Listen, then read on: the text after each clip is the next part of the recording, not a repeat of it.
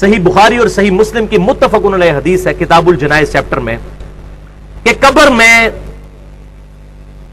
4 سوالات کیے جائیں گے. 4 کا عدد موجود نہیں لیکن سوال جو بتائے گے وہ میں گن کے بتا رہا ہوں 4 ہے. کہ قبر میں یہ سوال ہوں گے. پہلا سوال ہوگا مر ربو کا، بتا تیرا رب کون ہے. دوسرا سوال ہوگا ما دینوں کا، تیرا دین کیا ہے. تو کیا خیال ہے کہ بریلوی، دیوبندی، اہل حدیث، شیعہ یہ جواب دیا جائے گا یا کہا جائے گا دین الاسلام، میرا دین اسلام ہے. تو اگر قبر میں جا کر اسلام دین ہے تو قبر سے باہر بھی اسلام ہی دین ہونا چاہیے. ان مولویوں کو چھوڑو، ان شیخ الحدیث، شیخ القرآن اور مفتی اعظم اور فلانا اعظم، ان کو چھوڑو، انہوں نے اپنی قبروں میں جانا ہے، پتہ نہیں ان کے ساتھ کیا ہو رہا ہوگا. ہم تو اس کتاب کے پابند ہیں، سیدھی سی بات ہے. وہ اپنے اعمال اپنے ساتھ لے گئے، ہم کسی کے پابند نہیں ہیں. ہمیں ہمارے محبوب صلی اللہ علیہ وسلم بتا گئے کہ مومن جو ہے جواب دے گا میرا دین اسلام ہے. اب ہمارے حساب سے تو ایک تیسرا سوال بھی ہونا چاہیے تھا کہ تمہارا مسلک کیا ہے. اور جی اسلام تو ساری کہتے ہیں، مسلمان تو ساری کہتے ہیں. اگر ہم اہل حدیث اور دیوبند اور بریلوی اور شیعہ نہیں لکھیں گے تو فرق کیسے پتا چلے گا. تو پھر اللہ تعالیٰ کو بھی چاہیے کہ فرشتوں کے ایک سوال ساتھ یہ بھی لگا لو اس کے ذیل میں ایک جز نمبر 1 کہ دین تو بتا دیا، آپ بتائیں آپ کا مسلک کیا ہے. تو یہ مولویوں کے سارے ڈکوسلے ختم ہو جائیں گے جو ادھر انہوں نے مسجدوں کے باہر یہ مسلمانوں میں تفرقے ڈالے ہوئے ہیں. تیسرا سوال ہوگا ما کنت تقول فی حق ھذا الرجل، اس مرد کے بارے میں تو دنیا میں کیا کہا کرتا تھا، کیا عقیدہ تھا. یعنی نبی صلی اللہ علیہ وسلم کے بارے میں سوال ہوگا. ترمذی کے الفاظ ہیں من نبیوں کا، تیرا نبی کون ہے. تو دونوں سوال ٹھیک ہیں. اس میں جو کہتے ہیں کہ قبر میں نبی صلی اللہ علیہ وسلم آ جائیں گے، ایسی بات نہیں ہے، کیونکہ مسند امام احمد میں ایک حدیث موجود ہے. وہ شخص پھر پوچھے گا کہ آپ کس مرد کے بارے میں مجھ سے پوچھ رہے ہیں. تو فرشتہ کہے گا الذی بعث فیکم، اس شخص کے بارے میں جس کو اللہ نے تم میں نبی بنا کر مبعوث کیا تھا. پھر کہے گا مومن ہوا محمد رسول اللہ، وہ تو اللہ کے رسول محمد تھے صلی اللہ علیہ وسلم. ان 3 سوالوں کے بعد ایک چوتھا سوال ہے. جو مومن ہوگا، بخاری اور مسلم کے الفاظ ہیں کہ وہ تینوں سوالوں کے جواب دے دے گا کہ میرا رب اللہ ہے، میرا دین اسلام ہے اور محمد صلی اللہ علیہ وسلم میرے پیغمبر ہیں. اس کے بعد جب وہ جواب دے لے گا تو فرشتے پھر اس سے سوال پوچھیں گے کہ تجھے کیسے معلوم ہوئے ان سوالات کے جواب. یہ چوتھا سوال ہے جو چھپایا ہوا ہے مولویوں نے، کیونکہ مولویوں کی روٹی بند ہوگی. یہ چوتھا سوال بتا دیں، یہی تو اصل چیز ہے، صراط مستقیم اسی سے تو ملنا ہے. تو چوتھا سوال فرشتہ یہ پوچھیں گے کہ تجھے کیسے معلوم ہوا، تو نے کیسے یہ سوالوں کے جواب دے دیے. تو وہ مومن کہے گا میں نے کتاب اللہ پڑھی تھی تو میں نے اس کتاب کی تصدیق کی اور میں ایمان لے کر آیا.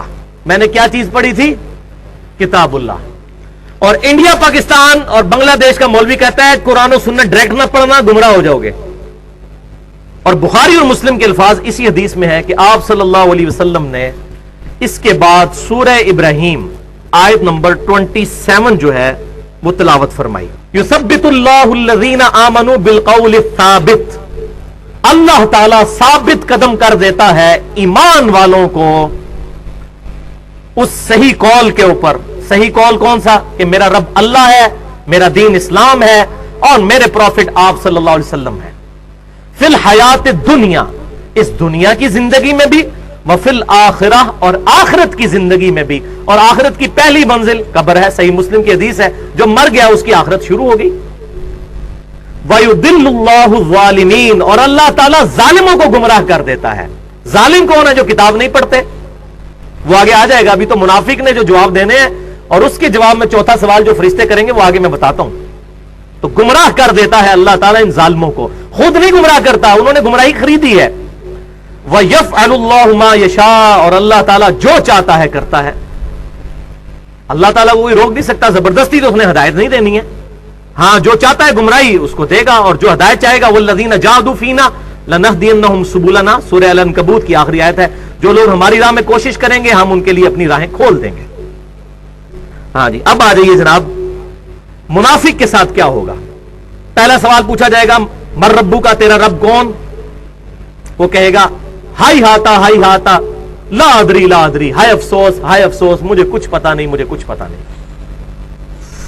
وَلِعَوْذُ بِاللَّهِ تعالی. آپ ذرا حسرت کا اندازہ لگائیں اس وقت جب انسان پر ہوگی. یہ نہ سمجھیے گا کہ یہ جو دنیا میں کلمے پڑھتے رہتے ہیں تو آخرت میں بھی کلمہ پڑھ لیں گے.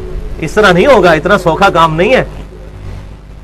وہ تو حدیث میں بتا چکا صحیح بخاری سے شروع میں کہ جس نے میری اطاعت کی وہ جنت میں جائے گا, اور جس نے میری نافرمانی کی اس نے میرا انکار کر دیا. انکار کرنے والے, جس نے دنیا میں رسول اللہ کی ماننے سے انکار کر دیا صلی اللہ علیہ وسلم, قبر میں کیسے رسول اللہ کو مان لے گا وہ؟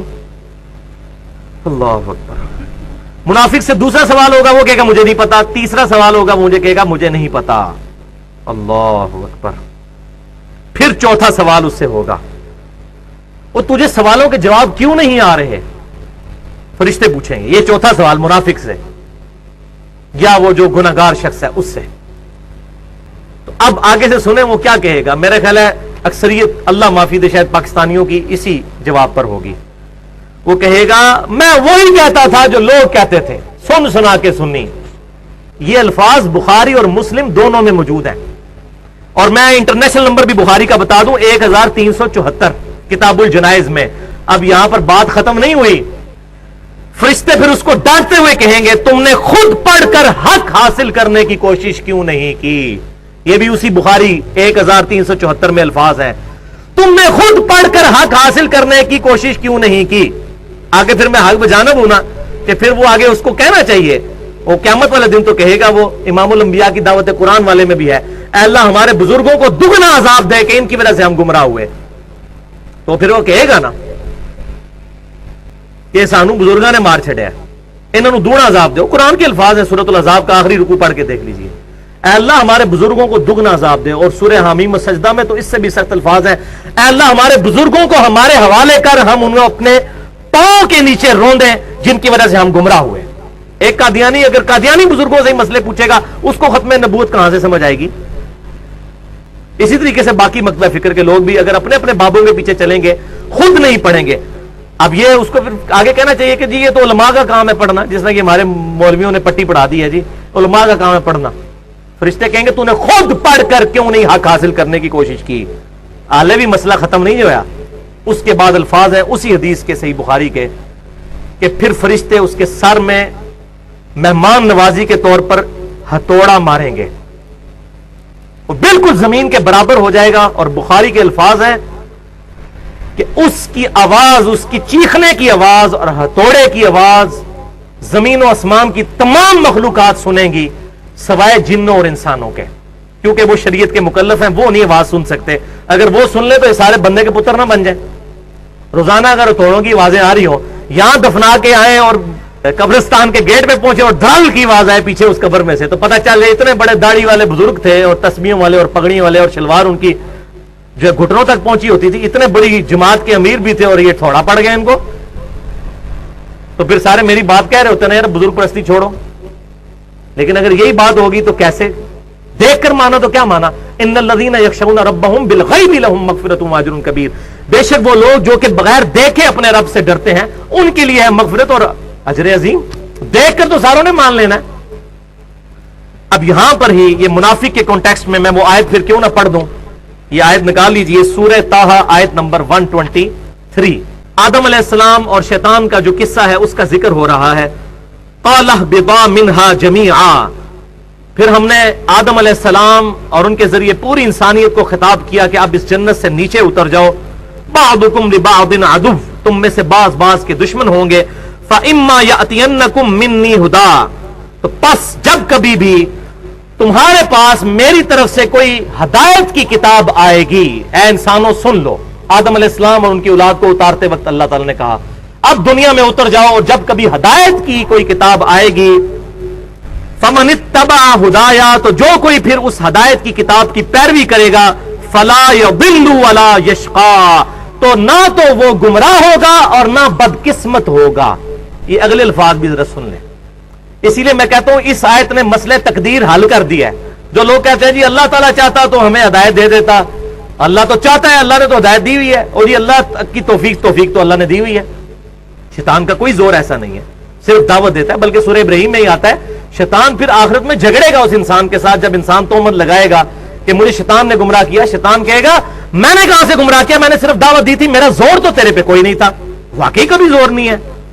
آج گورنمنٹ آف پاکستان اناؤنسمنٹ کرے کہ فجر کی نماز جو تکبیر اولیٰ سے پڑھے گا اس کو 5,000 روپیہ فی نماز دیا جائے گا، شیطان سارے دنیا کے اکٹھے ہو جائیں، شیطان کا باپ بھی آ جائے کسی کو مسجد میں جانے سے نہیں روک سکے گا، یہ سارے شیطان ختم ہو جائیں گے خود بخود۔ تو ہم اندر کی ہماری یہ اپنی ول ہوتی ہے، ہماری اپنی خواہش ہی نہیں ہوتی۔ تو اللہ تعالیٰ فرما دیا جو ہدایت کی کتاب کی پیروی کرے گا نہ تو گمراہ ہوگا اور نہ بدقسمت ہوگا۔ اس سے یہ پتا چل گیا کہ جو خود قرآن کو نہیں پڑھتا اس نے بدقسمتی خود کمائی ہے، نہ کہ وہ اللہ تعالیٰ نے اس کو بدقسمت ڈکلیئر کیا ہے۔ ولا یشقا، شکی نہیں ہوگا وہ۔ شقی کہتے ہیں عربی میں بدقسمت کو، سعید کہتے ہیں خوش قسمت کو۔ تو مسئلہ تقدیر بھی الحمدللہ اس حوالے سے حل ہو گیا۔